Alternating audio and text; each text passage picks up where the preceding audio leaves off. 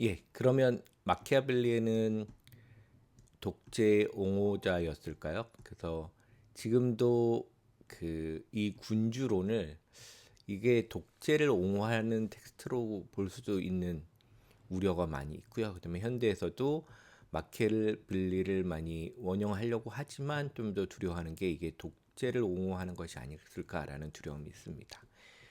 사실 이제 마키아벨리가 활동하던 당시에는 교황군의 총사령관이자 로마니아의 공작이었던 체사레 보르자라는 이 사람은 정적들을 제거하기 전에 그들을 이제 안심시키기 위해서 자기네 최측근을 죽이기도 했습니다. 보자르는 목적을 달성하기 위해서는 어떤 일도 마다하지 않았습니다. 마다하지 않았고 마키아벨리는 보자르가 비트루를 제대로 싫어하는 모범적 군주라고 생각을 했습니다. 그러니까 네 가지 중에 첫 번째 비트루 힘을 제대로 보여준 모범적 군주라고 생각했습니다. 그래서 정치행위에 도덕을 고려하지 않는 이런 뭐죠? 마키아벨리의 관점은 그때나 지금이나 사실은 큰 문제가 있죠. 그래서 셰익스피어의 그 희극 헨리 6세 속에서 이제 그를 언급하면서 잔혹한 마키아벨리라고 불렀습니다. 그래서 현대 미국의 저명한 그 정치 철학자가 있는데요. 이름은 레오 스트라스라는 사람은 그를 가르쳐 악의 교사라고 불렀습니다. 악을 가르치는 사람이라고 불렀는데 이게 그 단편적으로 보면 맞죠. 그렇지만 17세기 철학자 스피노자와 18세기 철학자인 루소는 마키아벨레를 공화주의의 대변자 혹은 자유의 옹호자라고 평가하기도 했습니다. 그때 여러분 기억나시죠? 저 앞에서 얘기했던 리퍼블릭 공화국이라는 의미에 대해서 얘기를 했었는데 마키아벨리의 또 다른 주저인 로마사 농고에서 루소의 평가에 한 표를 던지도록 하는데 이 책에서 혼합정부 즉 군주정과 귀족정과 미군주정을 합친 이 혼합정부가 가장 완벽한 정치 체계로 제시가 됩니다. 왕의 위치에 통령 두 명이 최고 통령이라는 건 명령을 대서 통치하는 사람 이런 뜻이죠. 그래서 가장 큰 사람이 이제 대통령이 되는 거고 최고 행정 수반을 담당하고 귀족 대표로 원로원을 두고 민중 대표로 호민관을 둔다 이런 방식이죠. 그래서 마키아벨리에 따르면 어떤 나라이든 민중과 부유층이라는 적대적인 두 당파가 존재하는데 이들 중 하나가 다른 하나를 압도하면 공화국은 부패하고 하게 되겠고요. 부유층의 대표가 군주가 되면 참주정이 도래하고 부유층의 파당이 귀족정을 하면 그들의 사적 이익에만 몰두하게 되는 과주정이 된다. 그래서 민주정에서는 민중들이 자기 이익에만 또 몰두할 것이다. 그래서 부유층과 일반 민중이 견제하는 거. 그래서 그래서 견제에 대한 여러 가지 얘기가 있는데 그래서 견제하는 것이 가장 바람직합니다. 그래서 지금도 우리도 어떤 형태로 되어 있죠? 의회, 행정부, 사법부가 이게 발전되면서 이렇게 견제와 균형을 맞추는 것이 지금 현대 국가의 가장 이상적인 민주주의 모델로 떠오른 것처럼 마키아벨리도 그런 얘기를 했다고 합니다. 그래서 귀족의 권력 독점과 발음이 안 되네요. 귀족의 권력 독점에 대해서 평민이 견제와 균형을 주장했는데 이런 마키아벨리의 생각은 현대 대의제 민주주의와 관련이 있고 맹하는 이제 씨앗인데요. 그 씨앗이 됐을 것이라는 평가도 있습니다. 그래서 이렇게 보면 될 것 같아요. 두 가지 마키아벨리가 있는데 현실 정치에서랑 이제 국제 현실 같은 거 있잖아요. 그러니까 예를 들면 힘이 어떤 최고의 그 권력을 차지하는 경쟁 구도가 있는 장소가 있습니다. 그럴 때는 사실 어떤 국가가 민주적 방식이나 덕이나 윤리적 방식으로는 여기서 생존할 수 없어요. 그때는 아까 얘기했던 네 가지 방식, 그죠? 그 힘과 영악함 이 두 개로 하는 거고 현실적이고 민주적인 절차에 따라서 움직일 수 있는 상황에서는 견제와 균형이라는 방식으로 운영하는 게 좋다라는 건데 우리는 이제 마키아벨리를 앞에서만 주로 이해를 하게 돼서 무조건 그죠 힘으로 정적을 제거하는 방식으로만 우리는 그 정치적인 행동을 할 수 있다라고 주장을 받아들이게 되는데 이건 너무 단편적인 모습이고요. 이 두 달을 봐야 될 것 같습니다. 그래서 우리나라의 현실 그다음에 국제관계 이런 걸 보면은 좀 분리를 해야 될 필요가 있습니다. 그래서 국제관계는 호혜적인 방식도 있어요. 원조나 지원도 있지만 사실은 이제 생존의 문제에서는 힘을 기르고 그 어떤 외세라고 부를 수도 있고 다른 국제 관계에서 우리가 그 힘에 눌리지 않도록 스스로 힘을 가지고 그다음에 정치도 어떻게 해야 되죠? 외교도 되게 그 영리하게 하는 방법들이 필요합니다. 하지만 이제 국내 안에서의 정치 같은 현실은 이것과 관계가 좀 다르죠. 힘으로 하는 게 아니라 그러니까 진정한 민주정의 원칙에 따라서 균형과 견제에 맞춰서 운영을 하는 게 좋다가 그 마키아벨리의 생각이 될 것 같습니다. 이제 마지막으로 이제 화형당한 철학자 브루노에 대해서 한번 보도록 하겠는데요. 그래서 화형당한 철학자라는 말이 이제 중요한 게 있습니다. 그래서 이 당시에 이제 신학과 철학은 합쳐져 있고 그 다음에 이성도 포함되어 있었습니다. 근데 이때부터 이제 자연과학이 분리가 돼서 나오면서 간극이 생겼어요. 그래서 사실은 아리스토텔레스도 그 귀납적 방식으로 자연 세계에 대한 이해를 했지만 한계가 있었고 그다음에 그 중세가 끝나고 르네상스 근대가 시작되면서 세계를 관찰할 수 있는 많은 도구들이 생겨나게 돼요. 뭐 대표적으로 이제 여러분 만원경도 생기게 되고 작은 세계도 보고 큰 세계도 봐서 그런 과학의 세계가 따로 존재하게 되고 이 둘 사이에 갈등이 생겼을 때 어떻게 할 수 있느냐. 그다음에 이성도 그래서 분리가 돼서 따로 나오게 됩니다. 그래서 이때 신학과의 갈등이 생기는데 이럴 때 가장 쉬운 방법이 박해를 하는 방법이 있습니다. 그래서 어떻게 보면 화형당한 철학자 브로노는 어떻게 보면 르네상스가 시작되고 이것이 간극이 생겨나면서 생긴 그 화형을 당했던 그러니까 신학의 입장에서 종교의 입장에서 당했던 그래서 이 갈등의 시작을 알리는 차원이라서 여기서 다루고 있는 것 같습니다. 그래서 브루노의 자연과학은 요약을 해보면 근대 자연과학에서도 큰 영향을 줬다고 볼 수 있습니다. 브루노는 우주의 가장 작은 구성 단위를 단자, 원자, 그에 의하면 단자, 원자는 자체 이성을 지니며 더는 쪼갤 수 없다. 그래서 가장 작은 단위의 물질을 쪼개면 여기 하나의 단위, 가장 작은 단위, 그것도 아톰이라는 원자도 그런 거죠. 그 톰은 자르는데요. 어는 이제 더 이상 자를 수 없는 단자라고 불렀고 얘가 그 자체로 이성을 가지고 있다라고 얘기를 하고 있습니다. 이러한 생각은 근대 철학에서 중요한 위치를 점하고 있는 라이프니츠에게 큰 영향을 미치게 되기도 합니다. 라이프니츠는 여러분이 아마 미분을 처음 발견하고 미분을 풀기 위해서 그 영국의 그 유명한 그 뉴턴하고 누가 미분을 먼저 발견했는지에 대해서 경쟁을 하다가 뉴턴한테 져요. 왜냐면 뉴턴은 영국의 왕실 그 학회가 있거든요. 거기에서 이제 인증을 해주는데 이제 자기 국가 메리트가 있겠죠. 그래서 이기게 돼서 좀 억울한 면이 있는 철학자인데 라이프니츠의 철학의 핵심 중에 하나가 단자론이에요. 모나드라고 부르는. 그래서 거기에 엄청나게 큰 영향을 줬다 이렇게 보시면 되는데 근데 모나드도 우리가 현대 과학의 입장에서 보면 되게 조금 맞진 않아요. 이것도 되게 형이상학적인 차원에서 얘기를 하고 있기 때문에 그래서 하여튼 브루노의 얘기를 들어보도록 하겠습니다.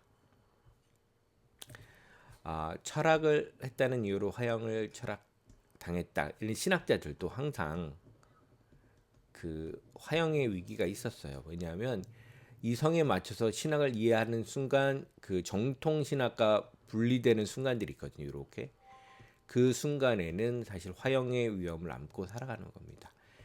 그런데 신학자가 바깥에서 과학의 이름으로 신학과의 갈등을 만들어내면 당연히 화형을 당할 위험에 처하게 되겠죠. 조르다노 브루노는 이탈리아 르네상스철에서 가장 독특한 철학자 중에 하나고, 그는 이제 나폴리 근처에 있는 노라라는 데서 태어났고, 전기니까요. 라틴어 학교를 졸업하고 17살에 나폴리에 있는 도미니카 수노에 들어갔습니다. 그 당시에는 두 가지 수도원이 학문을 이끌었어요. 그 프란체스코 수도원과 도미니칸 수도원이 되겠죠. 두 개가 어떻게 학문의 분야의 핵심을 이뤘다고 보시면 되는데, 그는 1576년에 이단으로 낙에 찍혀 수도원을 나가야 했고 방황 생활을 하게 됐습니다. 그래서 1581년 파리에 와서,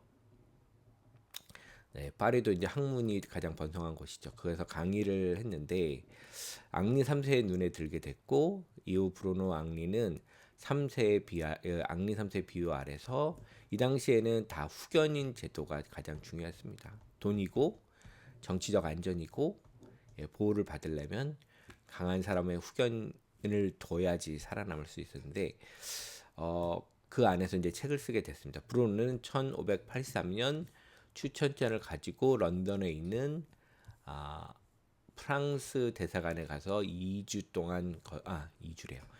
동안 거주를 했는데요. 브루노는 런던 체류 시절에 마법이나 마술을 연구하기도 했습니다. 근데 이게 사실은 과학과 마술이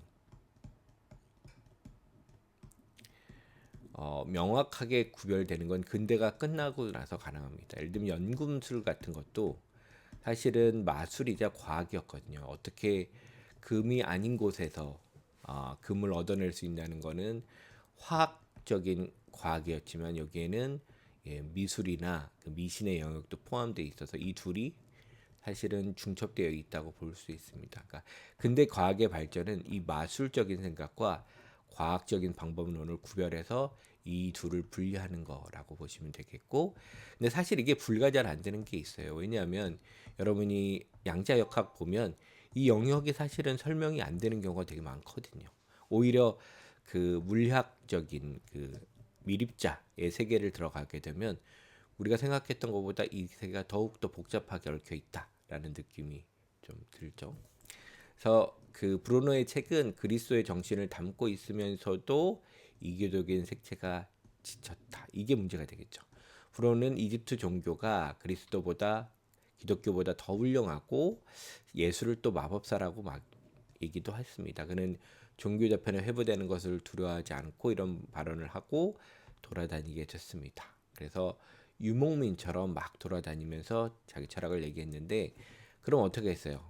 교황청이 볼 때는 아주 나쁜 놈이었겠죠. 그래서 그냥 눈엣가시 같은 존재였고, 그래서 브루노는 어떤 그 이탈리아 사람이겠죠. 베니스. 그러니까 베니스 사람은 속설에 믿으면 안 된다라는 얘기가 있대요.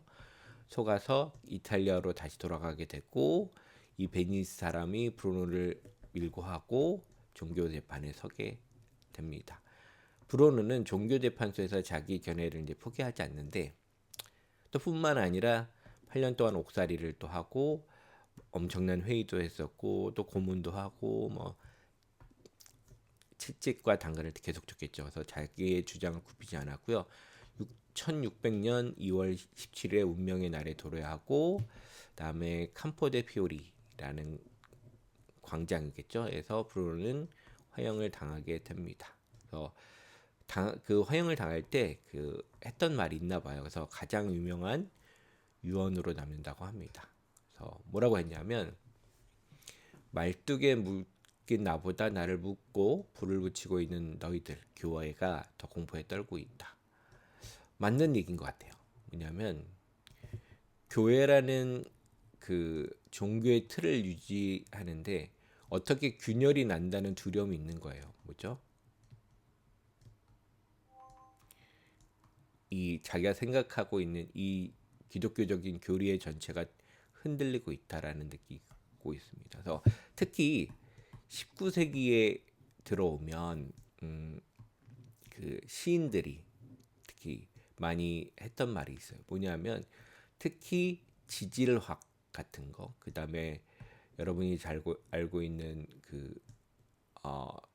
다윈 같은 사람의 그 진화론, 지질학 이런 게 사실은 신이 세계를 창조했다라는 것을 부정하, 부정하기 힘들 정도로 반박을 하게 돼서, 그러니까 두려운 거죠. 자기가 그동안 믿어왔던 종교의 세계가 무너지는 소리를 듣는다는 얘기를 시인들이나 많은 지식인들이 얘기를 하는데, 이때도 마찬가지로 그랬던 것 같습니다. 16세기에서도 끊임없이 사람들은 종교의 세계가 무너져 가고 있다는 걸 더 많이 느끼는 거는 화형을 당하는 사람이 아니라 화형을 시키는 사람들이 더 잘 알겠죠.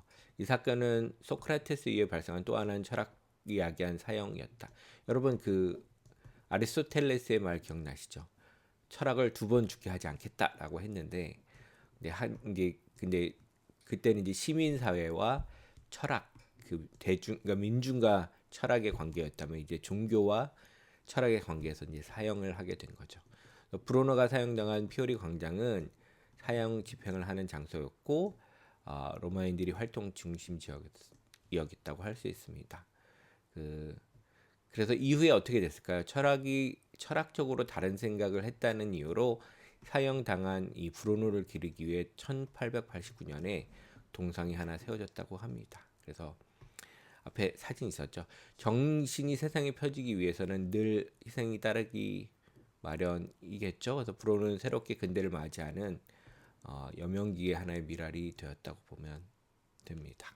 그래서 그러니까 브루노의 좀 황당한 주장들을 몇 가지 보는데, 첫 번째는 외계인이 존재한다고 생각을 했나 봐요.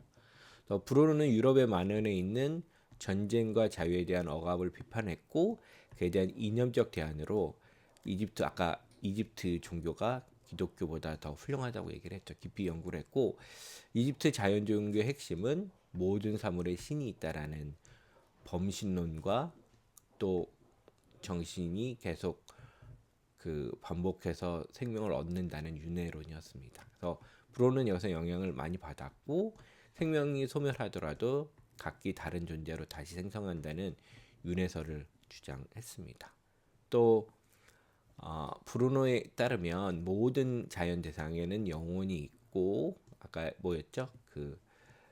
범신론, 생생하게 살아있는 지구는 신이 신성한 태양을 그 주위를 돌고 있다라고 얘기를 했습니다. 그래서 브루노의 지동설과 윤회설은 당시 기독교의 가치관에 정면으로 대항하는 것입니다. 왜냐하면 태양이고, 이게 보통 부동의 동자라고 얘기를 해요.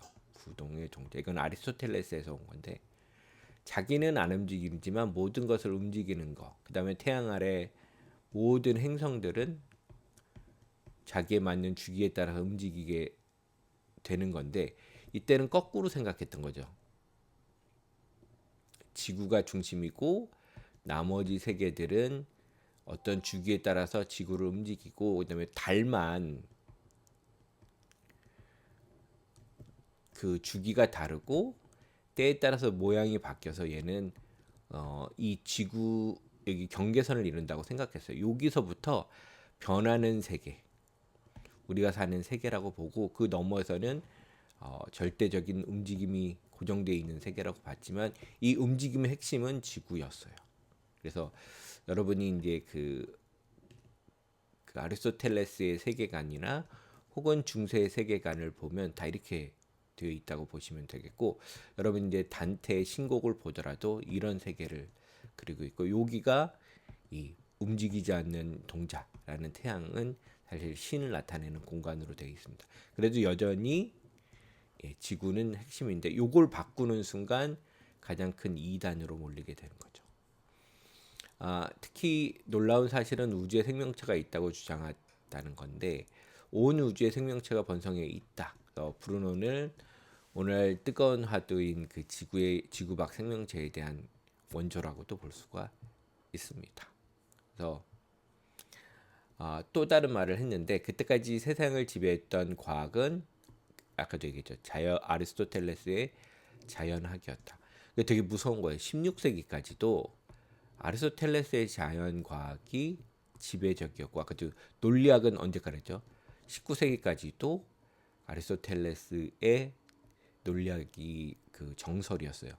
20세기나 21세기에 들어와도 다시 아리스토텔레스로 돌아가서 철학적인 사유를 하려고 하는 사람들이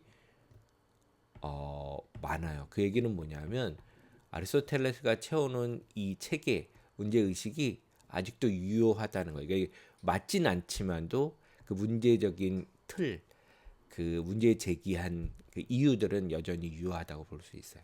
브로는 아리스토텔레스의 일의 지구 중심설에 반대하면서 코페르니쿠스가 지동설을 얘기했는데 그 지동설을 적극적으로 옹호했습니다. 그는 아리스토텔레스의 철학을 죽은 학문이라고 비판했고, 그죠. 왜냐하면 아리스토텔레스는 그 당시에는 사실은 스콜라 철학과 동일시됐거든요. 우리가 앞에 배웠던 스콜라 철학처럼 신학의 종으로서 역할을 했던 철학이라고 비판하겠죠. 자신의 철학이 진짜 살아있는 자연 세계를 정확하게 설명한다고 얘기를 했습니다. 그래서 신학과 혹은 철학과 과학의 세계가 이제 균열이 생기게 되는 거고, 브로는 자기 책의 무한자의 우주와 세계라는 책에서 우주는 살아있는 유기체고 그 공간적 크기는 무한하고 또 무수한 세계가 펼쳐 있다고 생각을 했습니다. 그리고 옛날에는 그 우주 밖이 요것도 사실은 오해가 있는데 중세 사람이 우주가 작다고 생각하진 않았거든요. 우주는 엄청나게 크다고 생각을 했는데 근데 아까 있죠 먼저 어떤 걸 공격하려면 공격할 대상을 단순화시켜야 되기 때문에 중세인들은 우주를 되게 적게 생각하고 나는 무한하다고 생각했는데 이것도 약간의 그 편견이죠. 하여튼 브로너는 이 우주가 무한하다고 생각했고 이 무한이 펼쳐진 우주 자체가 바로 신이고 일자이다라고 생각을 했습니다. 그래서 이 엄청나게 우리가 지구가 여기 있고 여기가 태양이 있고 여기가 돈다고 하면 이 엄청난 우주는 다 뭐예요? 이게 신이다라고 봤습니다. 이거는 이제 여러분 이제 스피노자가 하면 또 얘기를 하겠는데요. 그래서 이게 일자. 그래서 일자란 말은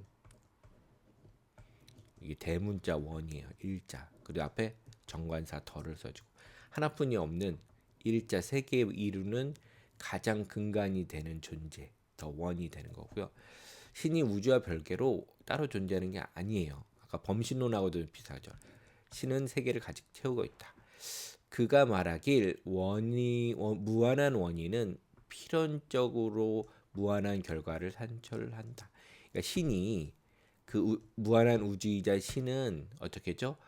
여기서 나오는 모든 것들은 무한한 존재를 만들어낼 수밖에 없어요. 따라서 우주에서는 모든 것이 중심이 될 수 있습니다. 그래서 브로는 우주 혹은 자연에 죽음이란 있을 수 없다. 혹은 아니면 다른 존재로 변할 뿐이다라고 윤회설을 다시 얘기를 하는 거죠.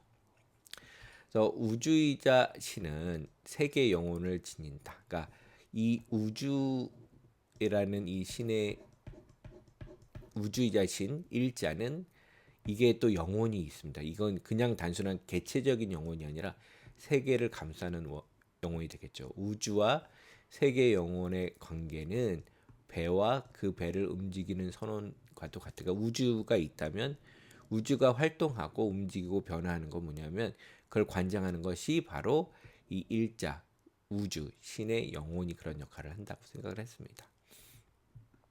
세계 영혼은 우주 만물을 움직이는 원리이자 원인이고 이렇게 우주가 움직이는 원동력은 만물밖에 존재하는 것이 아니라 그러니까 예를 들면 이렇게 움직이면 우리는 그걸 움직이는 어떤 주체 영어로는 에이전트라고 어떤 일을 하는 사람은 요 바깥에서 요걸 움직이거나 생각한다는 게 우리가 직관적으로 알 수 있는 게 잖아요.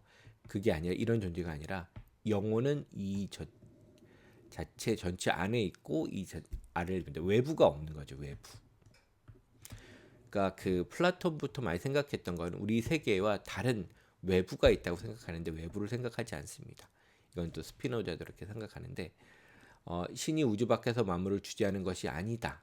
이건 또 뭐랑 연결되는 거예요? 이게 기독교에서 말하는 정통적인 창조 개념이에요. 신은 따로 존재해서 이 세상을 따로 만들었고, 신은 바깥에 있지만 우리 들어와서 하나씩 개입을 하는 거지, 이렇게 세계의 편재 흩어져 있는 건 아니다라고 얘기하는 게 이제 기독교적인 신학이라면, 브로는 이걸 반대하는 거죠. 그래서 이런 그 브로노의 세계관에 따르면 물리적 죽음을 전제로 하는 그리스도의 구원론은 무의미하다. 그죠? 인간이 몸을 갖고 있고 죽고 부활하고 이런 거는 의미가 없어요. 더 나아가 죽은 다음에 가는 세계, 다른 세계, 그죠? 천국, 지옥이 이제 다른 외부에 있는 세계로 설정되잖아요. 설정과 신에 대한 심판도 부정된다. 예.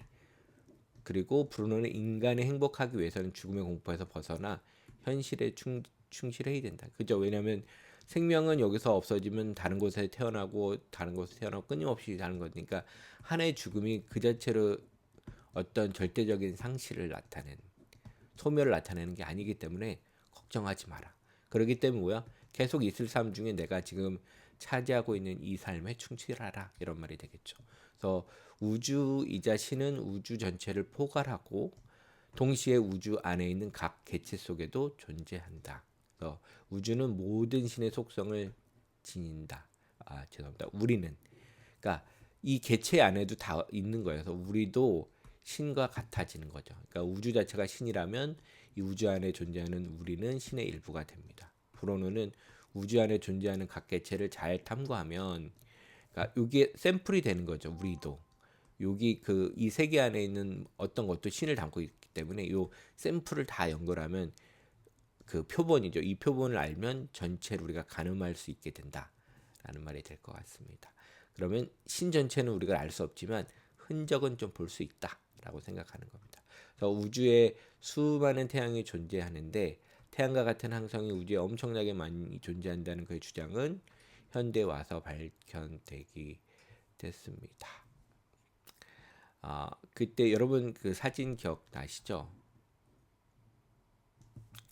그 옛날에 그 허블 만환경의 특징은 뭐냐면 그 대기 내에 보통 존재를 했었어요, 만환경이. 근데 허블 만환경은 우리 대기 밖에 거의 우주 공간의 경계에 설치를 하고 대기의 간섭을 받지 않고 우주를 촬영하는 첫 번째 만환경이었는데요. 그러니까 이 만환경은 방향을 틀 때마다 엄청나게 많은 비용이 들어요. 그리고 세상에서는 이걸 통해서 연구하고 하지 않은 사람들이 너무 많기 때문에 이 만환경을 다른 목적에 쓸 수 없는데, 어떤 사람이 어떤 과학자의 주장으로 이걸 아무것도 없는 빈 공간을 찍어 보도록 한 거예요. 그런데 이런 그 적외선 카메라의 특징은 뭐냐면 오랫동안 비춰면 그 노출이 길어지게 되면 잘 안 보이는 적외선도 찍을 수 있거든요. 그래서 그걸 확인해 봤더니 빈 공간이라는 조그만 틀에 수억 개의 별들이 있다는 걸 발견한 거예요. 그러니까 별들도 아니죠. 은하계가 엄청나게 많은 은하계를, 그러니까 이게 뭐냐면 우주 공간의 한 점만 찍어봤는데도 그 안에 엄청나게 많은 은하들이 들어가 있습니다. 너무나 많은. 그래서 그게 이제 그 허블 만환경을 들어오고 그걸 통해서 이런 촬영을 한 다음에 밝혀진 거니까 이 사람의 이제 추론이 놀라운 거죠. 하지만 신과 우주를 하나로 보는 그의 범신론은 중세의 기독교와는 완전히 다른 거니까 그 당시에는 배척당했다고 볼 수도 있습니다. 그래서 브루노는 죽음을 선택했다고 볼 수 있는 거죠. 그래서 브루노가 종교 재판에서 자신의 주생을 철회했다면 살아남았겠죠. 하지만 그는 오히려 자기 생각이 타당하다고 강조했고 그 요청을 하려고 했는데 편지까지 보냈나 봐요. 그래서 그에게 그동안의 주당을 철회할 건지 아니면 화형당할 건지 기회가 이제 교황청으로부터 주어지게 되고, 그래서 교황청으로 8가지 이단 명제로 불렀고, 명제는 이런 거였나 봐요. 그래서 첫 번째, 세계 영원한 진리다. 무한한 신이 무한한 결과를 할출한다. 인간의 정신은 신으로부터 나오고 신으로 돌아간다. 범신론이죠. 이 세상에 어떤 것도 새롭게 발생하고 소멸하는 것이 아니라 단지 그 양태가 변할 뿐이다. 왜냐하면 그건 창조죠. 신은 창조해서 새롭게 만드는 건데 이런 거 없다. 어, 그 지동설 아니고 천동설. 하늘에 떠 있는, 그러니까 천동설이 아니라 지동설이 있죠. 하늘에 떠 있는 별은 육안으로 볼 수 있는 천사이며 이성의 영혼을 갖고 있다. 뭐 이런 것도 틀렸고, 지구에는 이성의 영혼이 있다. 이 지구는 이성적 동물이다. 영혼은 몸 안에 있는 정순이다. 이런 얘기를 했는데 이게 이단 판결이 난 거죠. 이 명제를 철을 하면 살려준다고 얘기했죠. 근데 반대로 죽음을 선택을 했고, 탈옥도 할 수 있었는데 죽음을 맞이하는 소크라테스 행동과도 비슷할 수 있겠죠. 그래서 종교 개혁을 위한 전주곡이었다라고 하고 있는데, 이게 이제 전주곡하고 원인하고는 다르죠. 그러니까 사실은 이런 인과적인 원인을 따지기 뭐가 촉발했다라는 건 되게 힘들어요. 사실 종교 개혁에 사실은 종교 개혁은 여러 가지 그 모습들이 있었고, 정치 관계도 있었고, 신학적인 문제도 있었고, 루터라는 사람들도 있었고, 루터 전에 몇몇의 신학자들이 있었고, 이런 모든 결과들이 합쳐진 건데, 그 가운데서 브루노가 어떤 역할을 했는지 그거는 좀 알 수가 없을 것 같습니다.